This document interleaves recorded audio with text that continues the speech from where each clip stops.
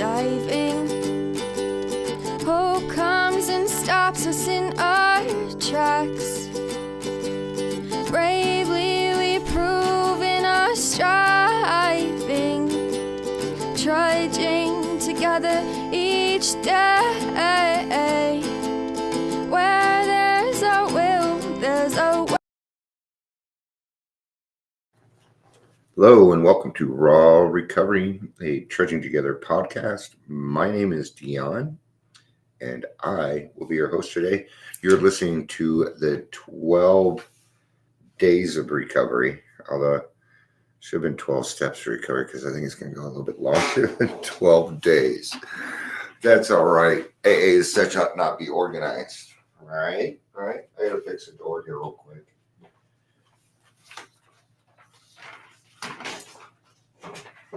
All right.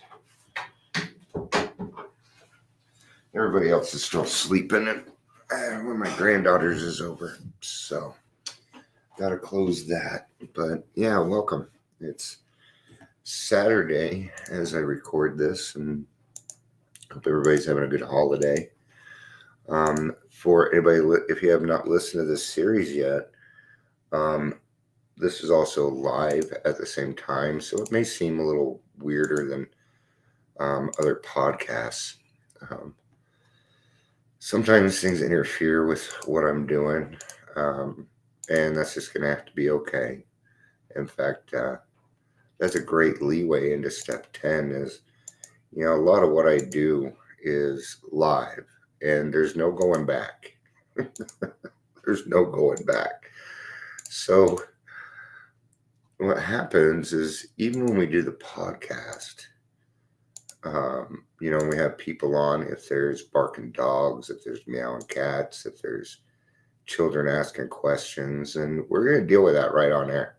We're just gonna, because you need to see, you need to be okay with being interrupted sometimes. I used to be real strict on talking to me while I did this. Now I don't care. I mean, I do to a certain extent. It depends.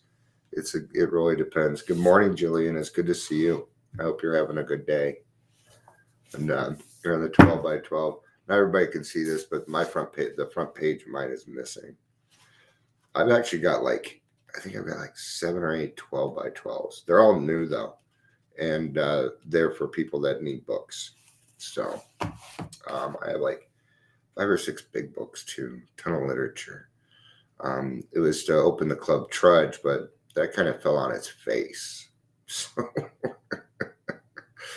yeah. Oh, sorry everybody. You're gonna have to watch me take a med. It's an 800 milligram ibuprofen. Oh no. I'm in some pain. And that's about as hard as a pain pill as I'm going to take. Unless they gave me pain pills, then I take them. But I do things just read the script, right? Okay, let's do some introductions to get started. This one's a little bit longer than the other ones, but it's my favorite step. Welcome to the Daily Trudge. My name is Dion. Yeah, it sounds weird because I know I introduced myself to the podcast, but now I got to do the live portion here. So welcome to Daily Trudge. I'm Dion. I'm your host. If you're here, please say hello, whether you're watching the live or the rewatch. I just added TikTok. I was able to circumvent TikTok. I only have 2 followers, but because I use Restream, I'm allowed to use TikTok. So yeah, there you go. Great job, Jillian. Jillian says that she gets those books from thrift stores and shops. Keeps them in her car just in case somebody needs them. So what this was the 3 p.m. that I went to donated $200 for me to get going. Okay, so I spent it all on AA literature, the stuff. That's why I'm still utilizing it. But I'm holding on to it because it will go to someone to make sure that money that was spent is spent correctly. That's very important. So, all right, let's go ahead and get through this. Step 10. Continue to take personal inventory, and when we're wrong, promptly admit it. Now, step 10 is the first of what we call the maintenance steps. And what are we maintaining? Well, we're maintaining our recovery. We're maintaining our recovery. Now, in the first 9 steps, you kind of got beat up. It's part of the process. I mean, it was a good beating in a sense, but now we're at step 10, and that really says something. It does. It says a lot. This is really the beginning of the beginning. There's a lot of beginnings in AA, okay? But doing the 12 steps is a mighty fine start. But the learning starts when you start sponsoring. That's when it really starts to happen. So I call this the human step. It gives you the right to be wrong as long as you are willing to fix it. So let's get started. As we work the first 9 steps, we prepare ourselves for the adventure of a new life. But when we approach step 10, we commence to put our AA way of life to practical use day by day in fair weather or foul. Then comes the acid test. Can we stay sober, keep an emotional balance, and live to good purpose under all conditions? You're probably going to be able to say yes to that. Okay? Keeping in mind the factor that you're human. Yeah. And continuous look at our assets and our liabilities and a real desire to learn and grow by this means are necessities for us. We alcoholics have learned this the hard way. More experienced people, of course, in all times and places have practiced unsparing self-survey and criticism. For the wise have always known that no one can make much of his life until self-searching becomes a regular habit, until he is able to admit and accept what he finds, until he patiently and persistently tries to correct what is wrong. Yeah, these are the keys to good living, man. Yeah. Being able to have plain conversations with other people, or maybe you did. So I'll use a good this example is popping into my head. We were working on the Club Trudge, which is a sign right behind me, right? And we were bringing Alan on in, and excuse me, and we were talking about money, and in my mind it was going to go this way. Okay. And they were talking about money going straight to the church. I'm like, no, it needs to go to the club, and the club is going to pay the church. But the way they were saying it was right. It was the right way. I'm just going to say that right now. Okay. In my mind, I was not getting what I wanted. So I started to get mad. And I didn't start to get mad. I got mad. Okay. And I walked away, I don't know, probably about 5-10 feet. And they're like, hey, Dion, what's wrong? And I said, Dion's not getting what he wants right now, but it's okay. So don't worry. It's okay. It doesn't have anything to do with you folks. So, but thank you for letting me have that space for a second. I was over it in a couple, 5 seconds. Okay. Why? Because I was able to admit what was actually wrong. And that was now what is that? That's just a quick 4-step in my head, is it not? And when we practice that, it will start to become natural. It will. But as alcoholics, we must practice it every day, or that skill goes away. We will forget that skill. All right. When a drunk has a terrific hangover because he drank heavily yesterday, he cannot live well today. But there is another kind of hangover, which we all experience whether we are drinking or not. That is the emotional hangover, the direct result of yesterday's and sometimes today's excesses of negative emotion, anger, fear, jealousy, and the like. If we would live serenely today and tomorrow, we certainly need to eliminate these hangovers. That doesn't mean we need to wander morbidly around in the past. It requires an admission and correction of errors now. Our inventory enables us to settle with the past. When this is done, we are really able to leave it behind us. When our inventory is carefully taken and we have made peace with ourselves, the conviction follows that tomorrow's challenges can be met as they come. Yeah. So, since we have cleaned up the past, and that is no longer a burden, we can deal with problems as they come along. We're also better at right-sizing those problems and making them priorities. Where it used to be alcohol was my priority, now my kids are. My family is my priority. I know you thought I would say recovery, huh? That is my recovery. People are like, take care of yourself. I'm like, I got my kids and my family back. I'm taking care of myself. Trust me. Often people tell me that, but I'm like, you have no idea how I'm taking care of myself. Hey, you're assuming something. But anyway, yeah, take care of it now. If you can't take care of it now, then you must be willing to take care of it as soon as possible. Okay. I also wanted to, there was a continuous look. I'm going back a little bit. Not everything is done in red ink. In fact, you're going to find at the end of the day that you probably have more successes. Yeah. It'll start to override it. And that helps us with our problems. It helps us see them a little bit clearly because we know that we've done this before and we can walk through it. And it can also almost be exciting because we finally have the tools to be able to take care of the problem. You know, it's quite often I tell my kids, I'm like, yeah, I've been through a lot. And I just want to show you so you don't do what Dad did. Right? I just want to sit behind a desk and fucking help people. I just want to be an old wise man. That's what I want to be. All right. Although all inventories are like in principle, the time factor does not distinguish one from another.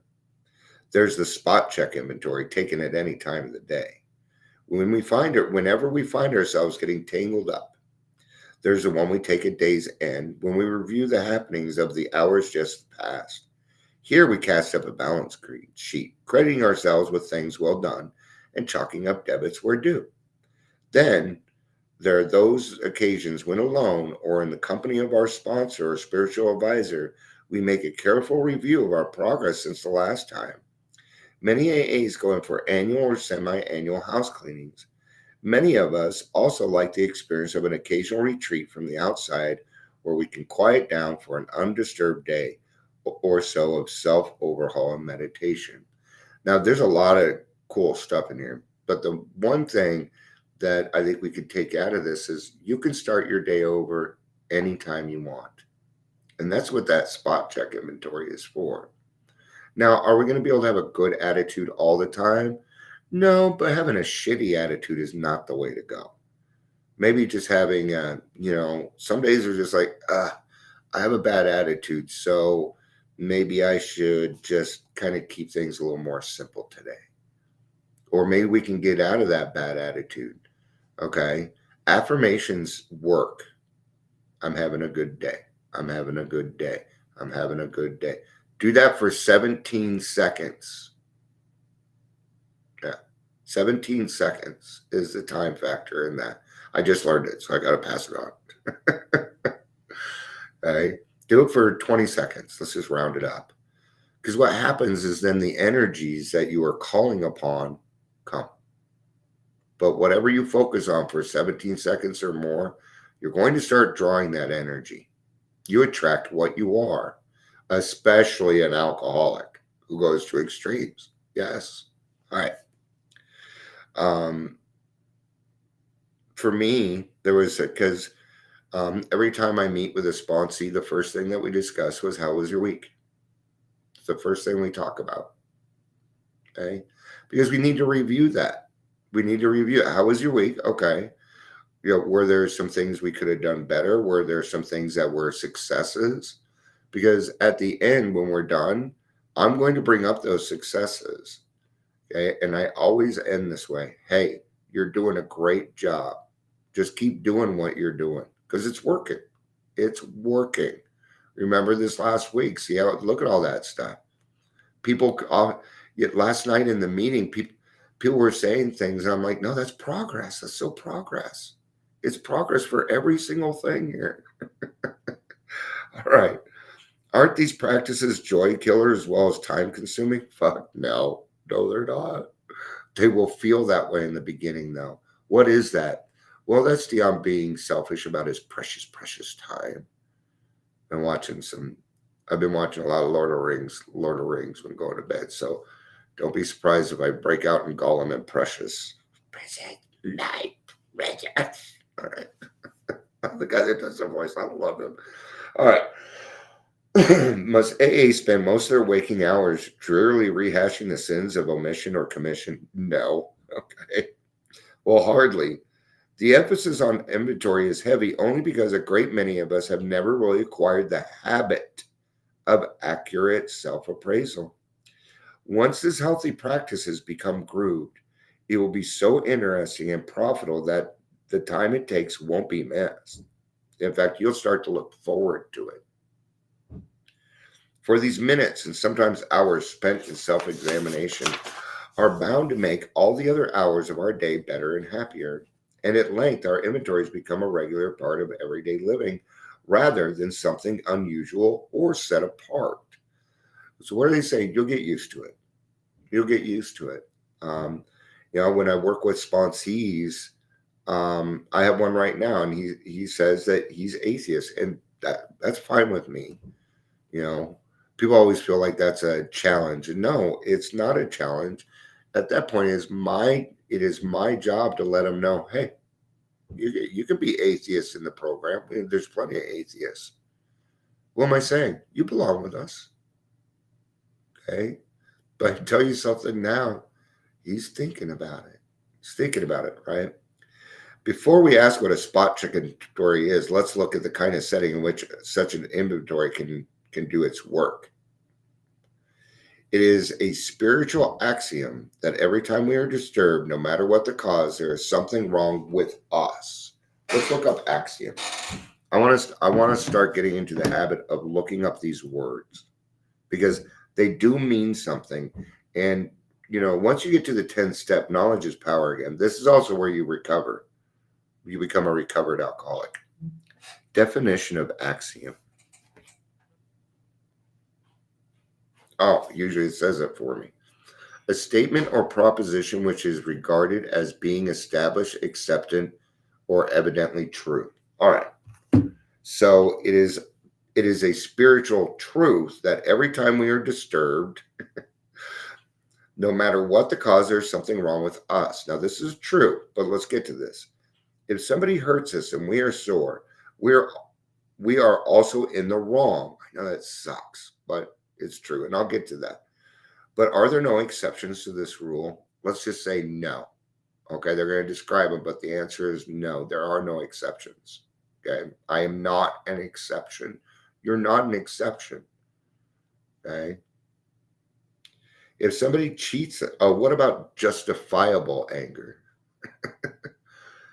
Anytime I have to justify something, I'm already wrong. Okay. If somebody cheats us, aren't we entitled to be mad?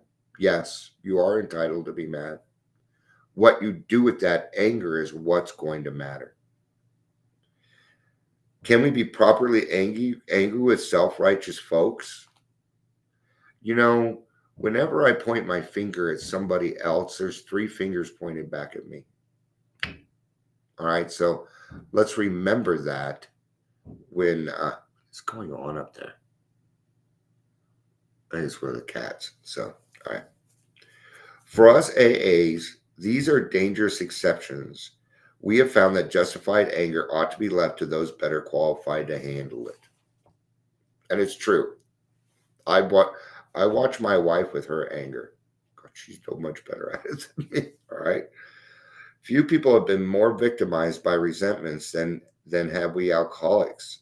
It mattered little whether our resentments were justified or not. A burst of temper could spoil a day, and a well-nursed grudge could make us miserably ineffective. Nor were we ever skilled in separating justified anger from unjustified anger. As we saw it, our wrath was always justified. Yeah, anger, that occasional luxury of more balanced people, could keep us on an emotional jag indefinitely. These emotional dry benders often led straight to the bottle. Other kinds of disturbances, jealousy, envy, self-pity, or hurt pride did the same thing. All right. So what are we trying to say here? Okay. Now we've got to be responsible for a few things. Okay. Right. So we're going to be responsible for our actions. God do that. No matter what anybody else did to us, we have got to take responsibility for that. Okay. The next thing I need to be responsible for is my emotions. Yeah, that was a hard one for me. I hate hearing it, but it's true. I still don't, I don't even like saying it, but it's there and I got to work with it, right? So I'm going to utilize that acceptance. It's just an awareness. I don't have to agree with any of it, but I do have to be willing to do it, right? Then once I get through it, I find out, oh, that was kind of the answer. What's the last thing I'm responsible for? My triggers. You know, I've done everything that I can in the program or anything that I do to create a safe space, but I can't create it. I can't. It's impossible for anyone to create a safe space. The only safe space is between you and your higher power. Right? You're the safe space. You have to become your own safe space. Then you always have it. All right. A spot check inventory taken in the midst of such disturbances can be a very great help in quieting stormy emotions. Yeah. And then you don't have to make an amend. Okay. That's what we're trying to avoid. Okay. Not avoid, it's going to happen. So, all right. Today's spot check finds its chief application to situations which arise in each day's march. The consideration of long-standing difficulties had better be postponed, when possible, to times deliberately set aside for that purpose. The quick inventory is aimed at our daily ups and downs, especially those where people or new events throw us off balance and tempt us to make a mistake.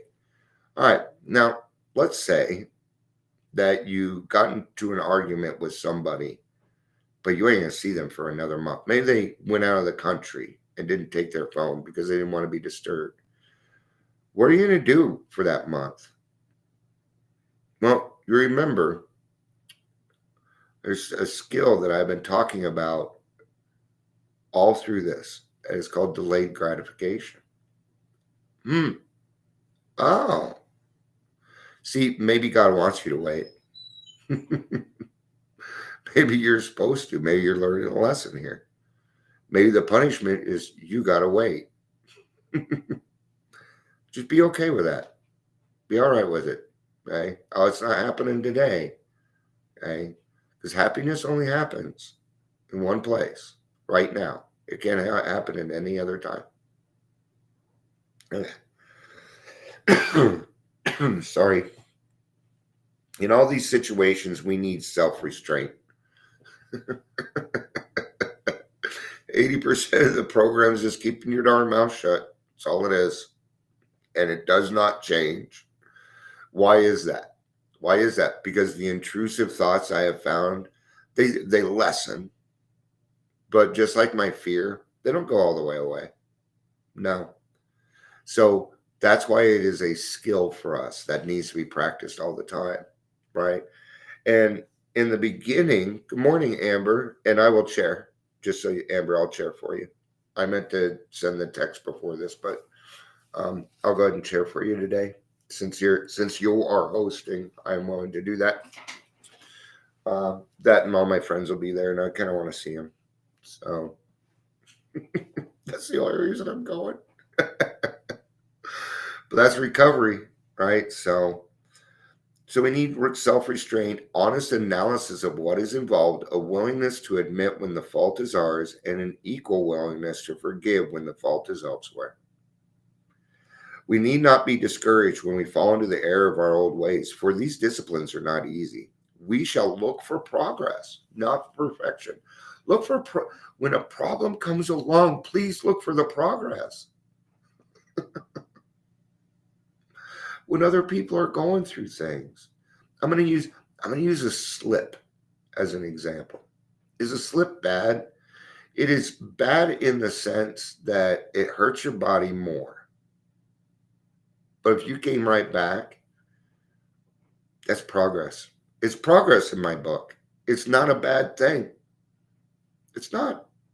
Not if you did something about it, especially in the beginning. You're going to be wrong a lot in the beginning.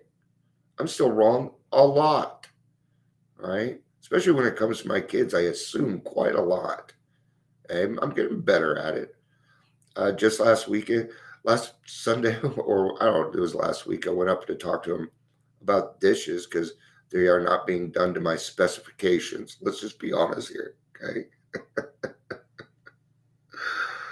And I'm like, that was the deal. You guys were going to make sure the kitchen stays clean. I'm big on that. It's just a clean kitchen accounts for a clean life, man. Good morning, Clara. It's good to see you. If you'd like to follow along, I'm on page 91 in the 12 by 12, but it's good to have you.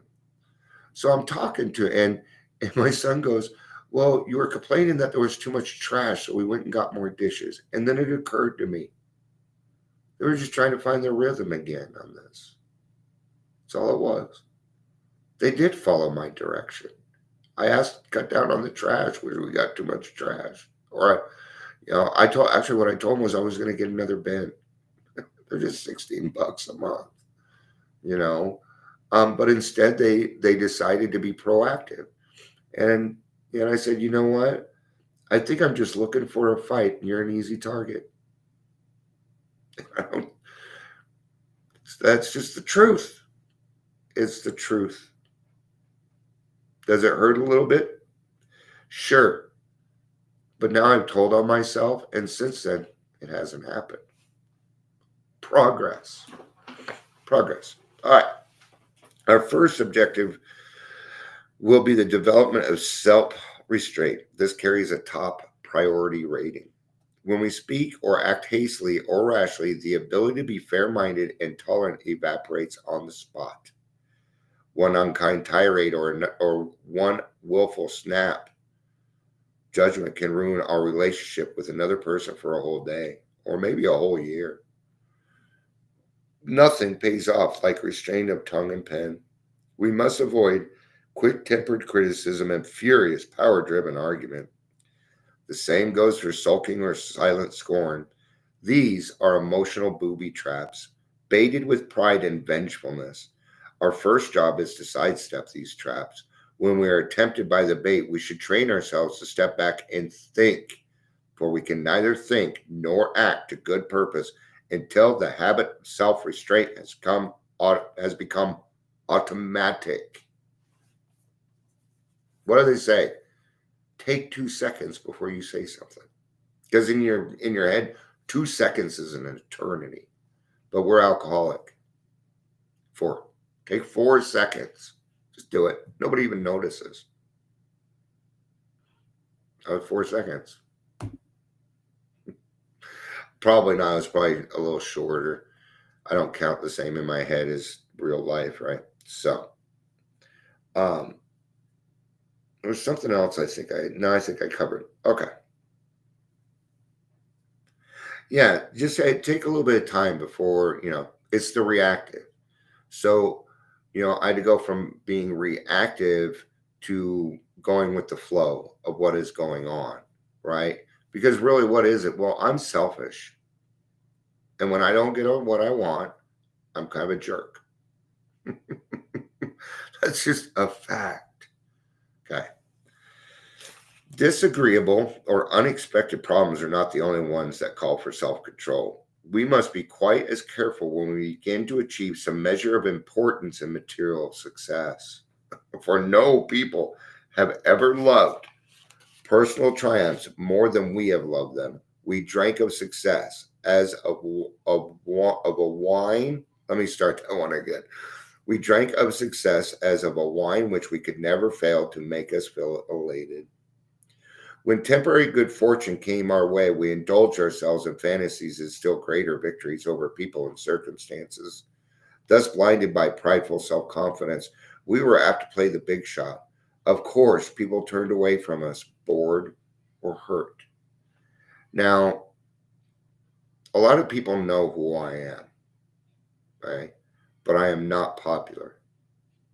I don't know if that makes sense. But you can pretty much go to any AA meeting in Colorado, mention my name, and they'll probably, well, Zoom anyway. I'm a storyteller, so I'm embellishing a little bit. I'll just tell you that, okay? But in everything that I do, there must be humility. This isn't so Dion can run his mouth and tell you how the world works. No, this is a guide. I share my experience. Sometimes I will share my opinions, but I will let you know. You know, but a good example, the meeting last night, there wasn't one regular person there that usually comes to the meeting, but we still had 8 people. It's however God wants it. Okay. Well, I saw that and I'm like, okay. But there was somebody in the room that I knew. So we talked about God. Actually, we talked about how did you find your higher power? Okay. So humility in all things. But you'll start to find a little bit of success. Hey, Bran, it's good to see you. I hope you had a good day yesterday. I apologize if I made you feel guilty or anything, and I should have followed up with you on that. So I'm going to chair today as a way to say sorry and help out today. So, because that was on me. So, all right. Now I got to open a door because the cat wants out. There you go. Morning, baby.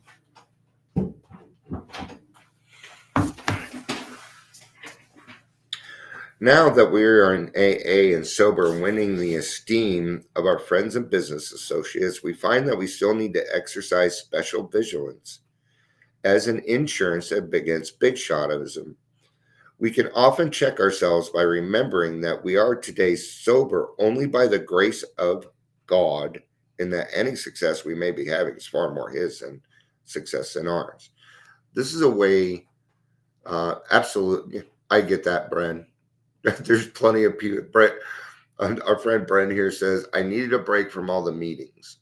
Yeah, we go through that. So that's normal. It is. So good job, but it's good to see you. Hey, you know what, Bren, as long as you and I continue getting along, that's all that fucking matters to me. So I don't care who takes the blame. I just want to make sure that, that we continue being friends. That's all I really cared about. But this is the way that I see what they're talking about here is I'm not better or bigger than anyone, nor am I less than. So, and that's how I take it. Finally, we begin to see that all people, including ourselves, are to some extent emotionally ill, as well as frequently wrong. And then we approach true tolerance and see what real love is for our fellows actually means. It would become more and more evident as we go forward that it is pointless to become angry or to get hurt by people who, like us, are suffering from the pains of growing up. Now, I can take, we've done the steps and we're looking at this stuff. Well, maybe they have a spiritual malady. When I had a spiritual malady, people understood that and they gave me some grace. They gave me a little leeway. Mm-hmm. Now I'm going to do that. My job to do that next, right? So, such a radical change in our outlook will take time, maybe a lot of time.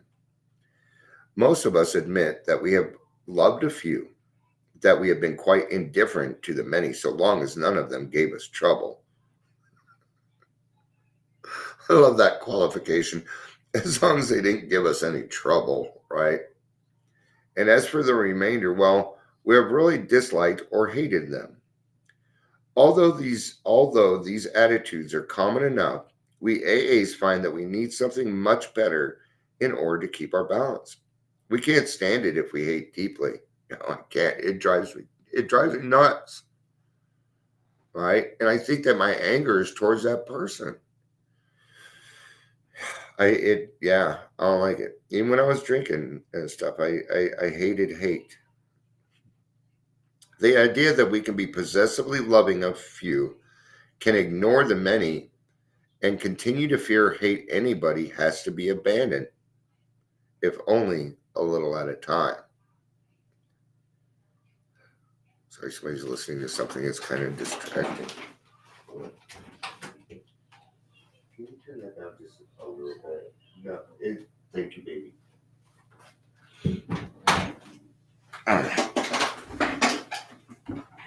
Sometimes it's, and see, then again, this is a great example because see, that it was distracting me and it was hard, right? And so I can ask, but I still feel bad for asking, you know.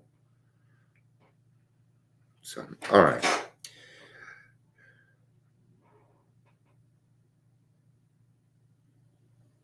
And continue to fear hate anybody has to be abandoned, if only a little at a time. Yeah, it might take some time. Might take some time. Another from TikTok has showed up. When we tried to stop making unreasonable demands upon those we love, we can show kindness where we had shown none. With those we dislike, we begin to practice justice and courtesy, perhaps going out of our way to understand and help them. There it is, justice. Implementing that ninth step, right? Absolutely. Whenever we fail any of these people, we can promptly admit it to ourselves always, and then to them also, when the admission would be helpful. Courtesy, kindness, justice, and love are the keynotes by which we may come into harmony and practice with practically anybody.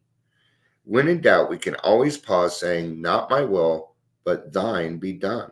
And we often ask ourselves, am I doing to others as I would have them do to me today? It's a great, I don't know about that.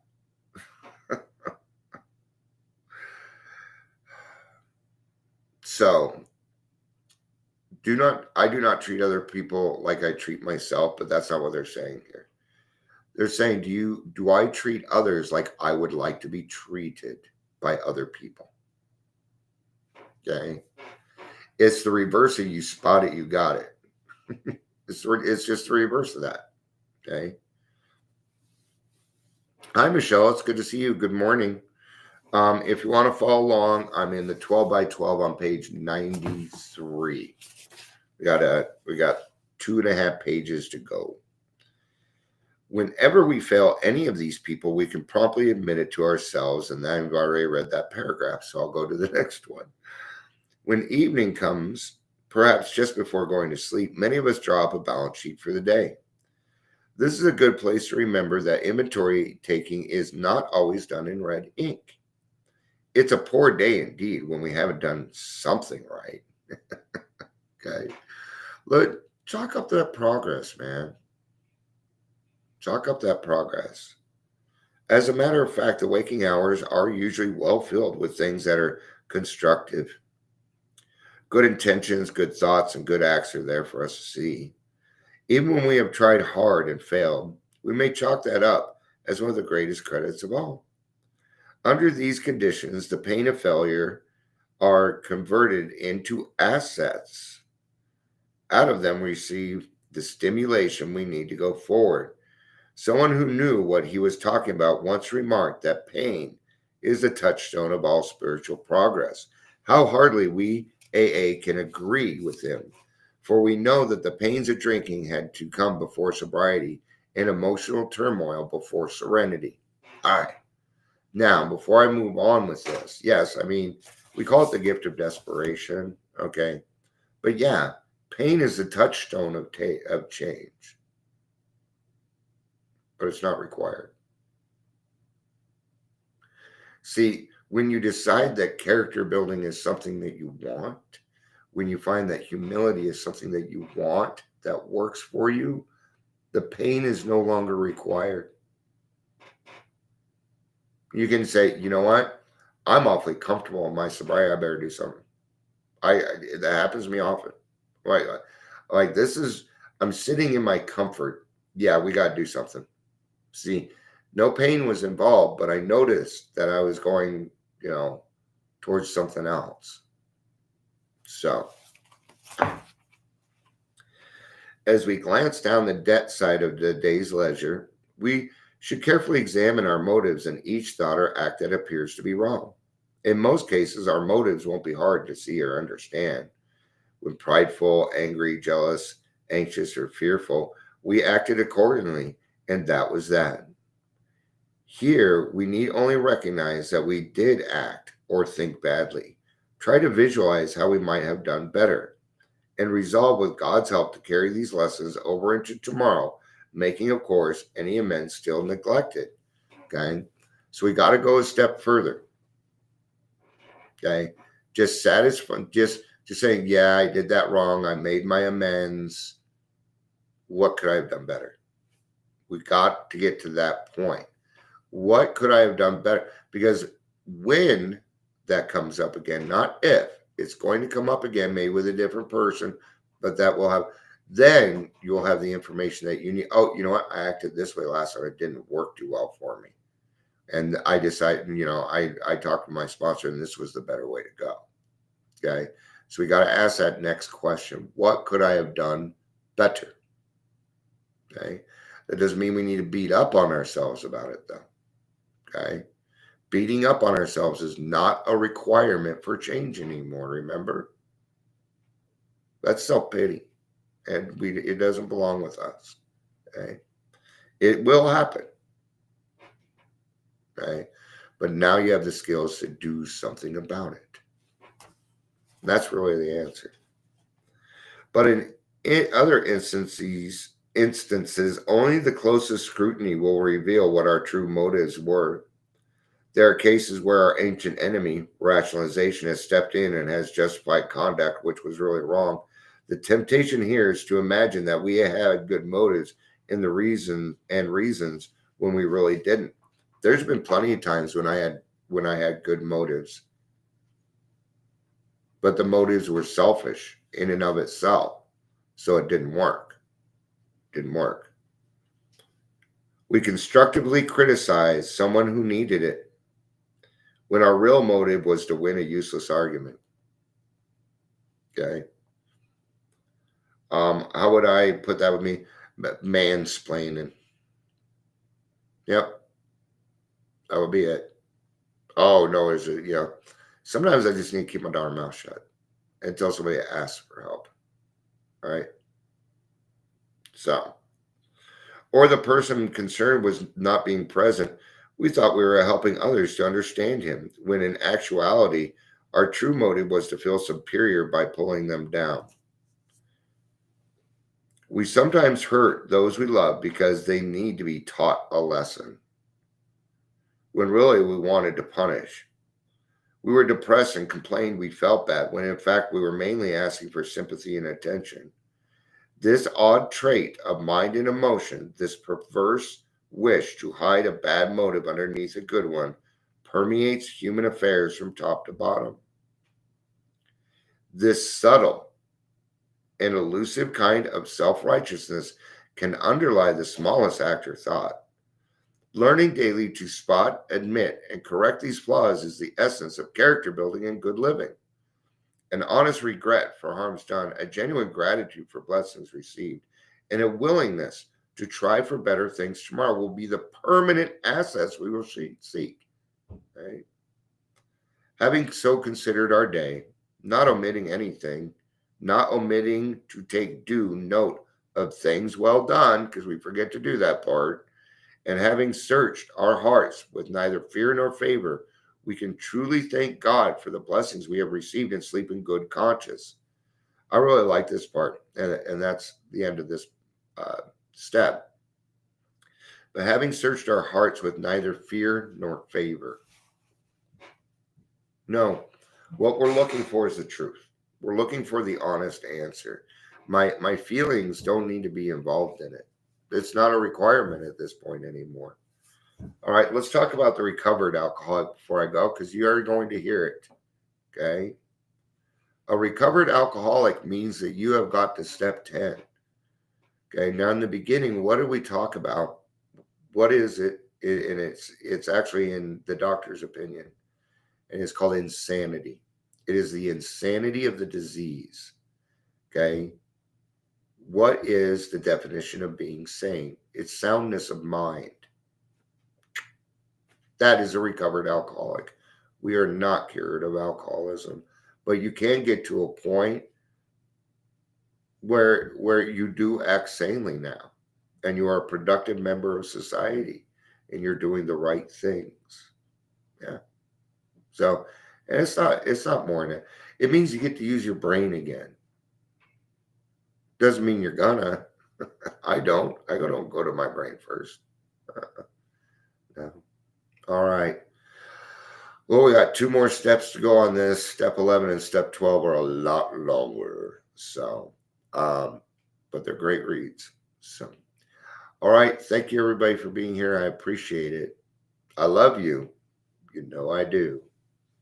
Peace out and have a day.